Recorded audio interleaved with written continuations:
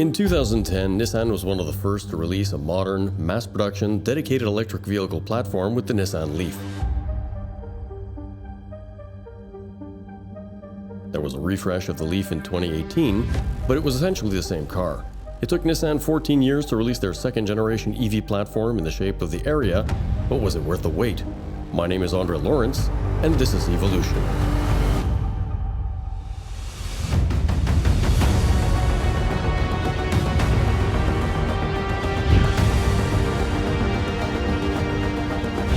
For those who would argue that the 2018 Leaf was a new EV platform, it wasn't. The battery had new chemistry and more density, and the skin was changed, but it was essentially the same car. You can learn more about it in the video linked above.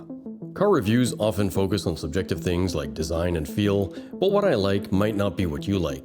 Keep that in mind as I share my thoughts on this top trim Platinum Plus Nissan Ariya priced at $73,000 Canadian. I'll point out where it meets or falls short of expectations based on that price. EV-olution has never been a tech and spec channel, but it's important that you at least get the basics for the Canadian versions of the Ariya. So if you want to read all about it in detail, you can press pause at this part of the video. David and I would like to take the time to thank Nissan Canada for lending us this press fleet vehicle for a week. It allows us to make a very detailed video about it. Now, the reason we got this vehicle is because of subscribers like you. Because you've subscribed to this channel, it means that we gain the attention of manufacturers and look more credible.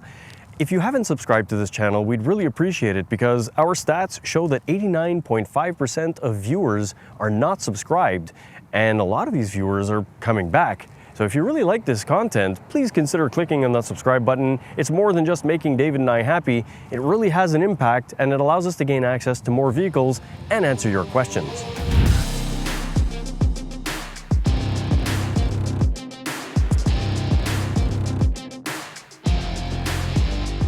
Like I said, some of these things are subjective, and that has to do with the looks of the front of this car.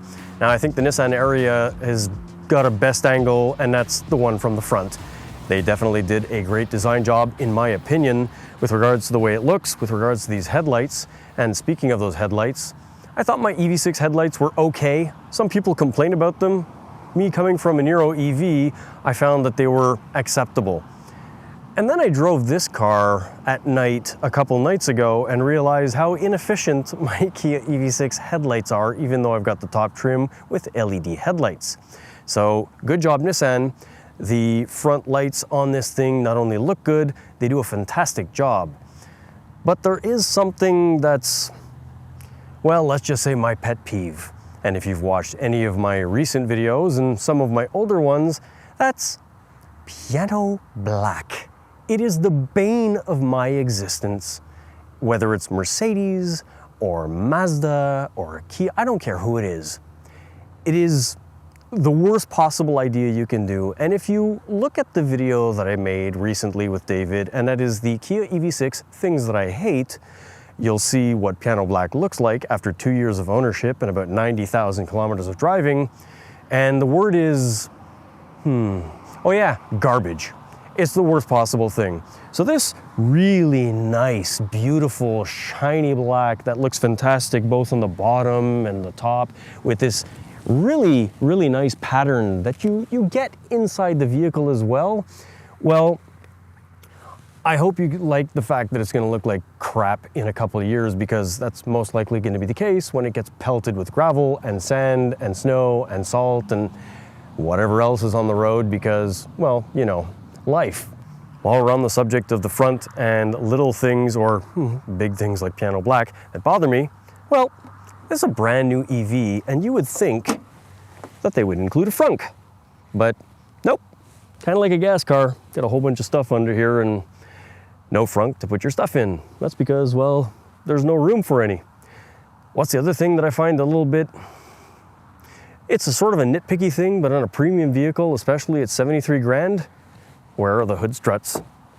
Why do I have to take a little proppy thingy and then my $20,000 Nissan Note had that. I wouldn't expect a $73,000 Ariya EV that just came out to have no hood struts. Another welcome addition to the new Nissan Ariya EV in terms of modern technology when they made this new platform was the fact that they've put a heat pump in the car that helps making it more efficient and adds extra range. But what they didn't tell people who are buying this vehicle is that it's like a, how do I say this? Like a turbo turbine, extra loud heat pump with super boost. It's really loud.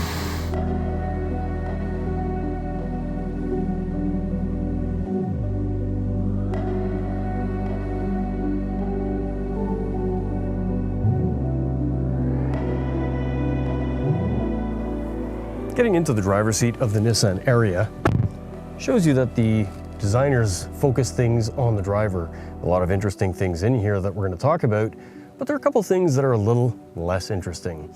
Now, something that my e-niro EV did in 2019, and it was kind of a pet peeve for a lot of people in the forums and Facebook groups, is when you started the car,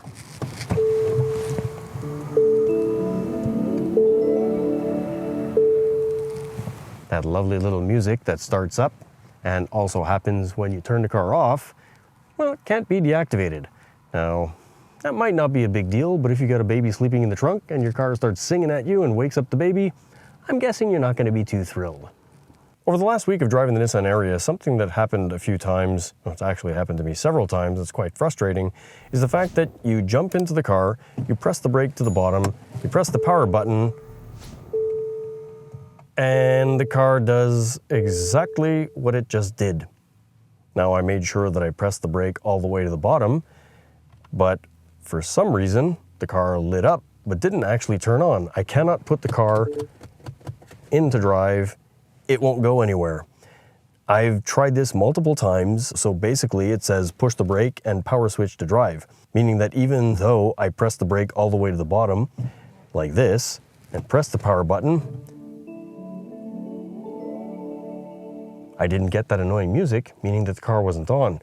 I don't know why it does this, and this happens intermittently. If you have this issue, put it in the comment section below because it's the weirdest thing and I have no idea why it does it.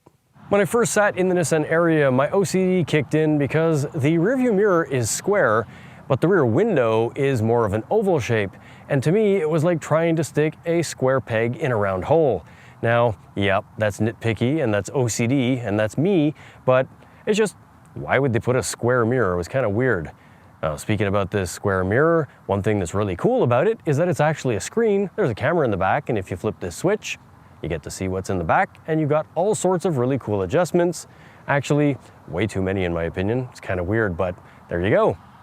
If you've seen my Kia EV6 Hidden Features video part 2, then you'll know that my EV6 has the side mirrors that dip when you put the car in reverse. That's a really useful feature, but Nissan has taken it up a notch and done something that I think is actually quite interesting, and I wish that my car had this. Instead of just dipping both mirrors, the Nissan Ariya actually lets you choose which mirror you'll dip. So that means that if I want to see what's on the left side of this car, and I put the car into reverse, I just make sure that I select the left mirror button, put the car in reverse, and this mirror is the one that dips down and not the other one. That means that if I have to have a glance over on that side to see a little bit further back, more than I can see in the rearview mirror or the rear cameras, I can do that.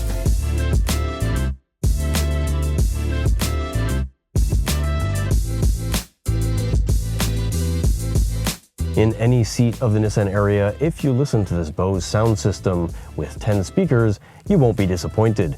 My Kia Niro EV had a Harman Kardon system that was quite excellent and I really loved it. And my EV6, on the other hand, with the 14-speaker Meridian sound system, falls kind of short, and I'm a little disappointed about that. When I played the Bose system in the Ariya, I was really happy because it's really high quality. The fidelity of the sound is quite good. Again, this is a subjective thing, but I'm guessing that most people are going to be very pleased with the Bose sound system of the Nissan Ariya.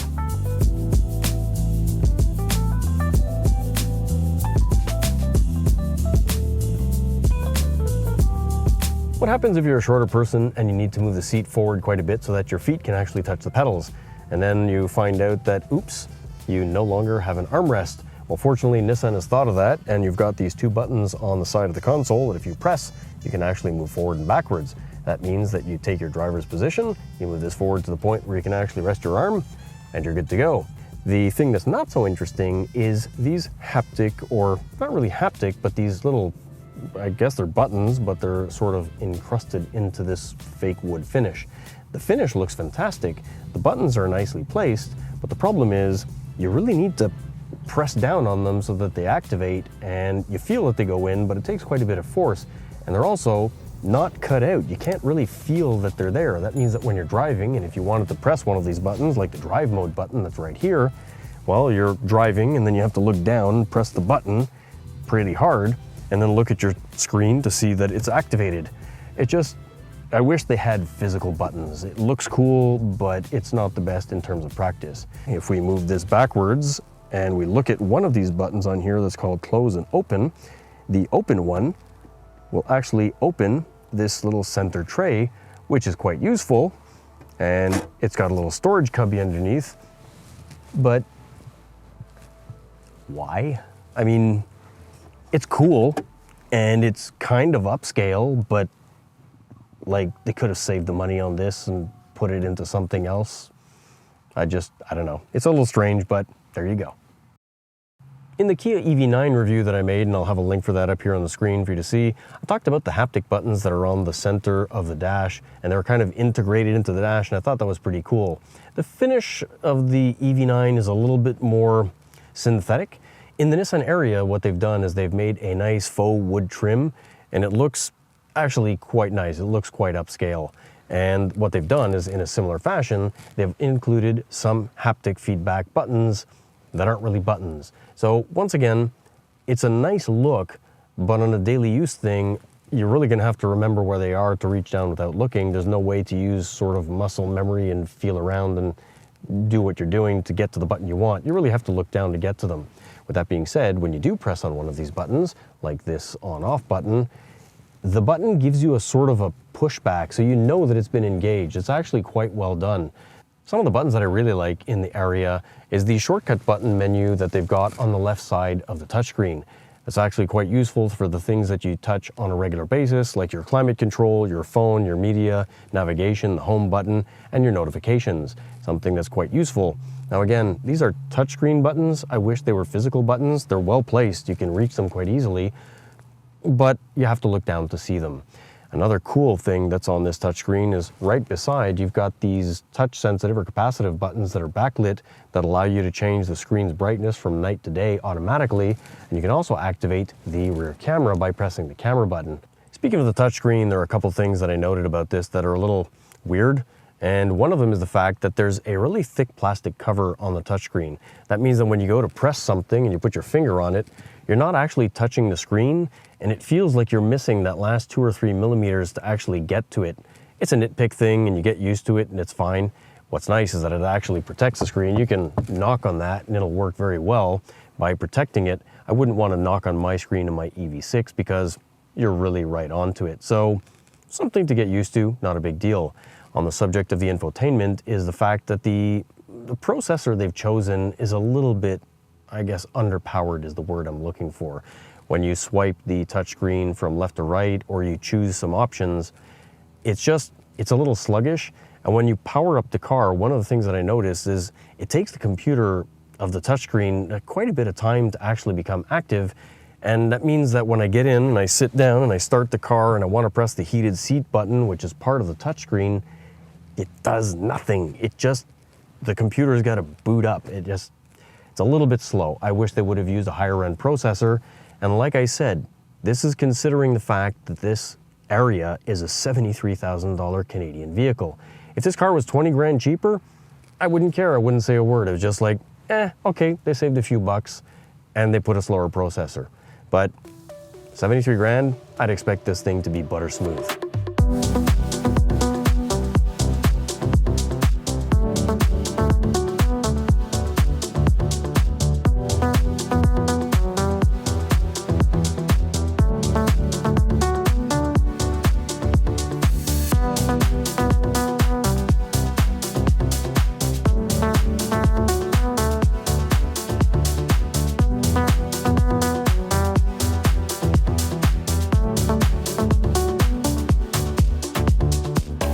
Once you're sitting in the driver's seat and actually driving this in Ariya, what's it really like?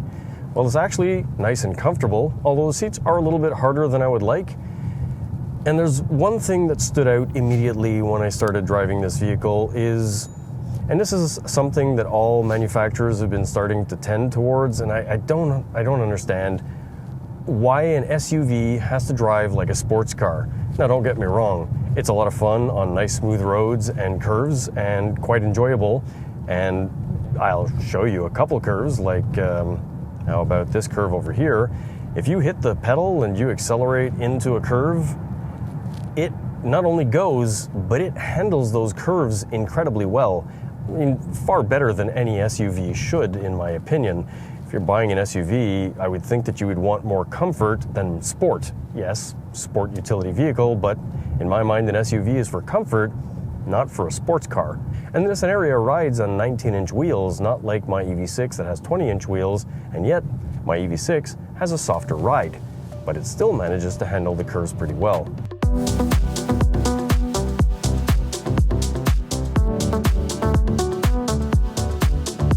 As for visibility, well, the visibility out of the Ariya is actually quite good. So the front and side views are fantastic. If I look over my shoulder, I see quite well.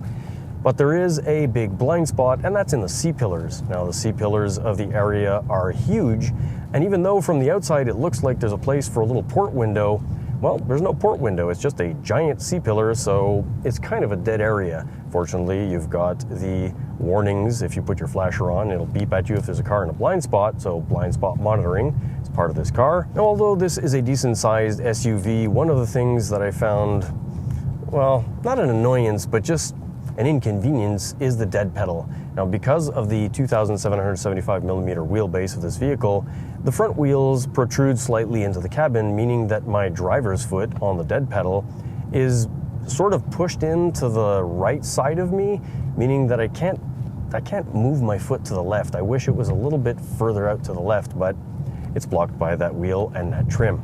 When I first got into the Ariya and I brought it home, there was something that really bothered me, actually, because when I got home, I parked the vehicle and the auto brake wouldn't come on. And I also couldn't understand why, when I was doing tests in my driveway, why the Autohold feature wasn't working. I decided to go into the Facebook group and ask Ariya owners, hey, does anybody know why the auto parking brake doesn't work? Some of the comments were, well, it doesn't work for me and I don't really care. Others were, yeah, it works for me sometimes, but other times, nope. And I was totally confused until somebody posted a page out of the manual that says that the Autohold is attached to the e-parking brake, so the emergency or parking brake. And I thought that was a little weird, but then why don't they work? And then I found out, if you read a little bit further down, that if you're not wearing your driver's seatbelt, neither feature will work. So that means that if I'm in my driveway and I want to put my car into the street and I don't put my seatbelt on because it's a, 8-meter move, I don't put my seatbelt on, put it into the street, and the e-parking brake won't come on. Or if I arrive home and I put the car into reverse, but I take my seatbelt off to pivot and look backwards so that I can park, because I'm old school. I look backwards when I park. I don't just use cameras and mirrors. Well, when I park my car, press the park button, the e-brake doesn't come on. That's really weird, because in my EV6 and other vehicles that I've driven, if you put the car into park, it puts the parking brake on. And if you take the car and put it into drive, your foot's on the brake, it takes the parking brake off. So why Nissan decides to leave it on or to not make it work is, I don't know, it's beyond me. And not only that, if you put the car into drive and the e-brake is on, your foot's on the brake, the e-brake doesn't come off automatically. The Ariya waits for you to press the accelerator pedal so that it'll disengage the e-brake. That means that the first time you do that, and you're not aware, what happens is that you press the accelerator pedal, and if you go anything more than a couple millimeters, the car will basically sit itself down because the parking brake is on, and it's a weird experience. So you have to be very gentle when you press the accelerator to get the e-brake off. So, not the best design choice, and I really don't understand why. In 2018, Nissan introduced the e-pedal feature in the Nissan Leaf, and that was, as far as I'm concerned, one of the best things that you could put into an electric car. Now, in the second generation, this Nissan Ariya, they decided to not include e-pedal. Why? It is far beyond my understanding. Do they include something called e-step that is not one-pedal driving? it'll add extra regen, but you can't drive the car with just the accelerator pedal. So to me, that's just a missed opportunity. Safety features are abundant in the Nissan Ariya, and that means that it's got all sorts of things like lane keep assist, lane follow assist. It's got ProPilot, which is basically the self-driving, but you still have to keep your hands on the steering wheel. And the Ariya actually nags you quite a bit if you take your hands off of it for anything more than a few seconds. So not terrible, it's actually quite nice as a safety feature. What I don't understand is why lane keep assist doesn't always work. In other words, if I'm not doing a certain speed, higher speeds, in this case I'm doing about 70, if I turn ProPilot on, it says that it's on, I press the set, and it is set, but if I let off of the steering wheel, the car changes lanes. I'm doing 70, there are visible lines, but the car hasn't detected them, and it just doesn't do anything. Now, for some unknown reason, in this straight line, the lane keep assist works, and if I take my hands off the wheel, it's following the lines. It's just weird. I don't understand what are the criteria for the vehicle to keep the lane keep assist active. And in my opinion, I shouldn't have to turn ProPilot on for lane keep assist to happen. I don't know, it's just a little strange. I would have thought lane keep assist would have helped you keep the lane all the time as an assist.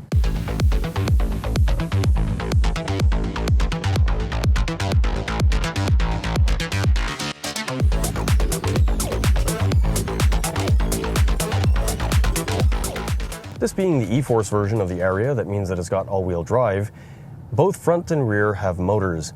What's different from the e-gmp platform from Kia, Hyundai, and Genesis is that when this car gets into a cruising mode, I guess, when you get to a specific speed and you let off the accelerator slightly just to maintain your speed, instead of deactivating the front motor to decouple the wheels to save energy, this vehicle decouples the back motor, making this essentially a front-wheel drive at cruising speeds. Being fully loaded in the Platinum Plus, that means that the Nissan Ariya has heads-up display, and it's actually a really nice heads-up display, and it's nice and bright. You can dim it and adjust it and rotate it and do all sorts of things to make it to your satisfaction. And one step up, what Nissan did is they've included a physical button down here where I can press and turn off heads-up display if you don't like it. In the Kia and Hyundai and Genesis products, you actually have to go digging through menus to turn it off. Now, one thing that's missing though is the fact that if I plug in my Android phone, my Android Auto comes up on the touchscreen, but if I set Google Maps to give me my navigation, the heads-up display here doesn't tell me what my navigation directions are. Thought that was a little bit strange. The new generation of Kia, Hyundai, and Genesis products with the CCNA infotainment system actually show you your CarPlay and Android Auto directions in the heads-up display. That's another thing that's kind of a missed opportunity. I feel like the Nissan Ariya was developed up to a certain point, and then they kind of stopped adding features, let's say, back in 2019. It's a little strange in terms of how they've finalized some of these features. Driving the Nissan Ariya reminded me a little bit of my EV6 in terms of cabin quietness. Now, even though it's got a giant panoramic roof, the interior is quite quiet because all of the windows and the side doors, both front and back, are double laminated, and the insulation seems to be quite good, with the exception of the heat pump. Like I mentioned earlier, the dash and the firewall, for some reason, they seem to let the heat pump noise in quite a bit.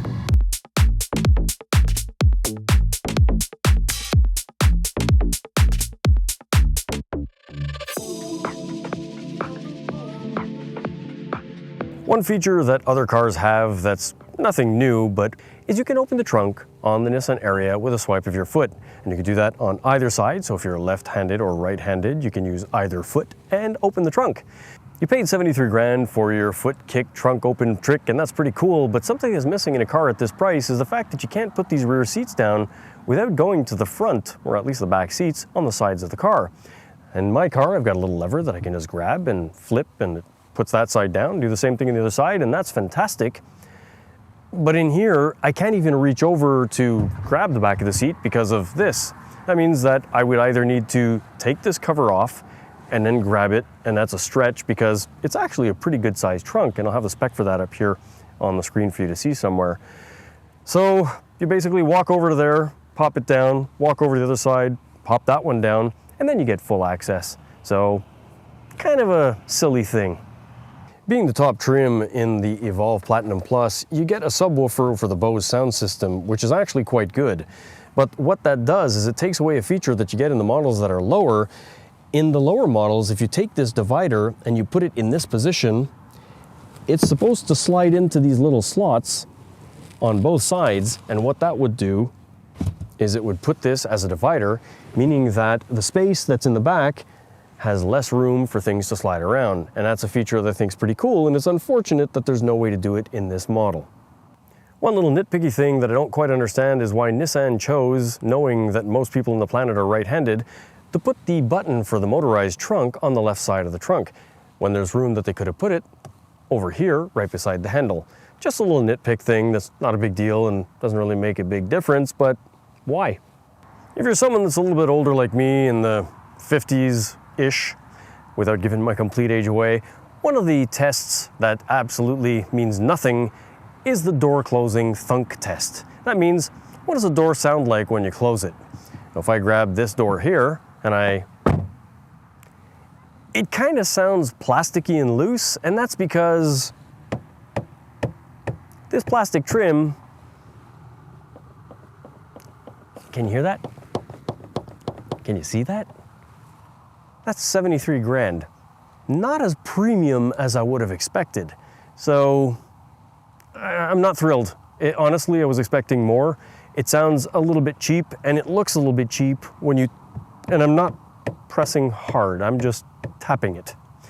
Another little detail is these are not flush mount handles. In other words, like in many other electric vehicles, you don't have the hidden handle. It's more of a traditional handle, and I just swiped the lock button. But essentially, it's a regular pop-out handle, and that's fine, but it does affect efficiency. We'll talk about that a little bit later. While we're on the subject of locking door handles, all of the door handles have a little touch-sensitive spot, front and back, much like on the Polestar 2, which is something that I think is fantastic and I wish my car had.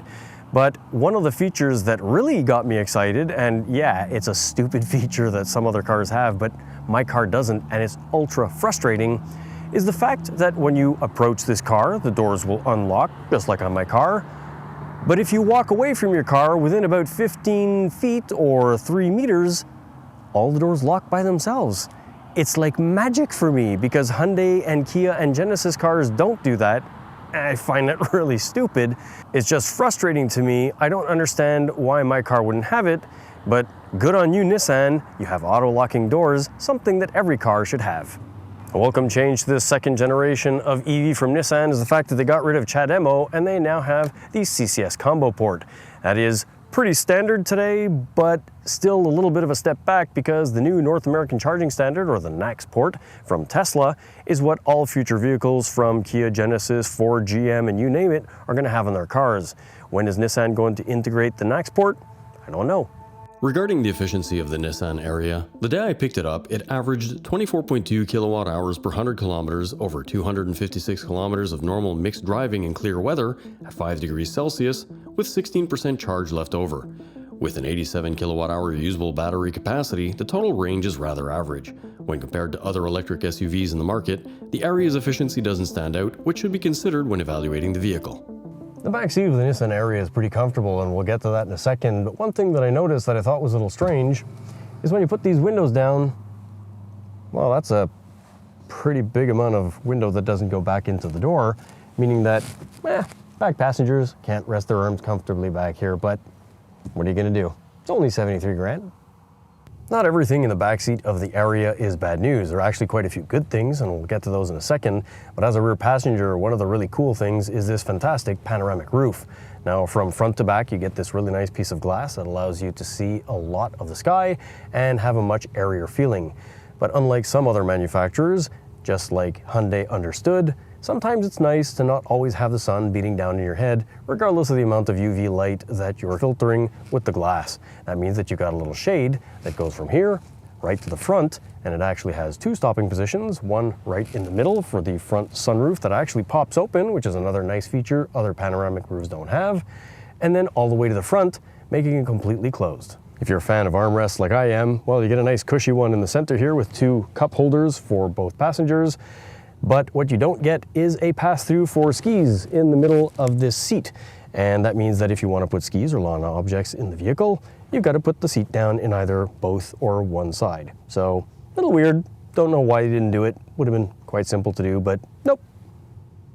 Rear seat comfort is where the Nissan Ariya shines. The back seats of the Nissan Ariya are very comfortable for the fact that they're actually nice and high. That means that my feet aren't all jacked up in here because the batteries are so high that I'm uncomfortable.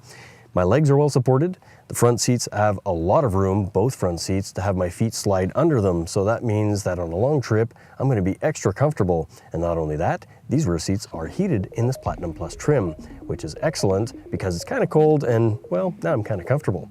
Also back here are USB-A and USB-C ports. That means that when you're on a long trip and you've got devices to charge as a back passenger, you've got plenty of room to charge them up.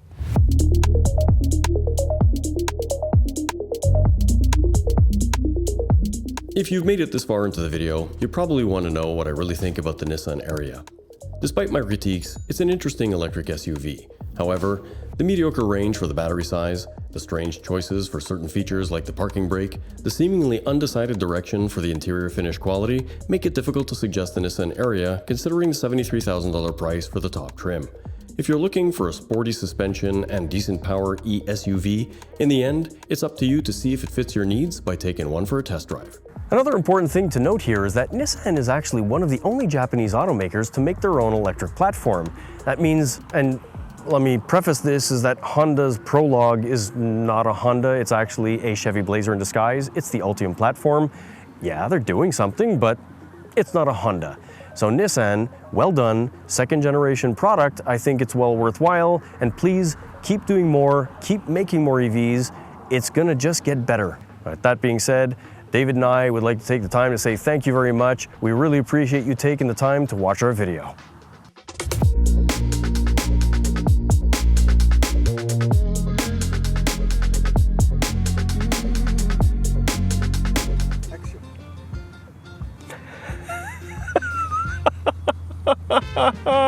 David and I would like to thank the plane that's flying overhead and ruining this third take, because planes just happen to happen every single effing time that we want to make a video.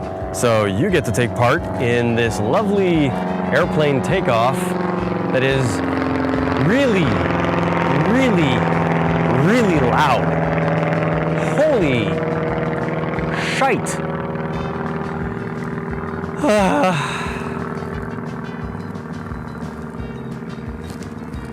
David and I would like to thank Nissan Canada for lending this press car. I like the press car, it's really nice. Nice car.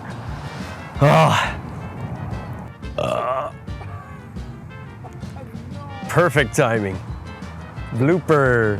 Yay. Pardon me. You have to fill up those 63 and 87 kilowatt hours, and you can do that with a DC fast charger with a maximum speed of a really loud muffler in the background, and we start over.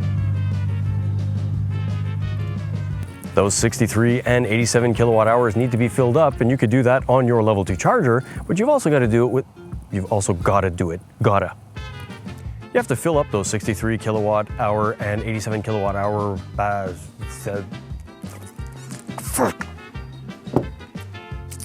in the top trim $73,000 Nissan Ariya Platinum motorcycle. Vroom vroom. You know, when all these things are electric, this won't be a problem. Probably be dead by then. The car will always want to open the trunk when you walk up to it if you've got your key fob. Son of a motorcycle. Grab a little lever and right or left side of... You paid 73 grand for your car to get that foot kick trick to open the trunk, and that's really cool, but that shows you that the pressure detection works, and I actually stayed there on purpose to find out, is it gonna hurt badly or not? Not that bad. So, blooper and kind of funny, and well, at least you know the trunk security works. But something is missing in the price of this vehicle. God, yes. Now, not only did they make the panoramic roof, as well as the little vents in the center console. With that is about it for the back, and I fucked the last part up. you can actually touch the seat pedals. It's a bicycle.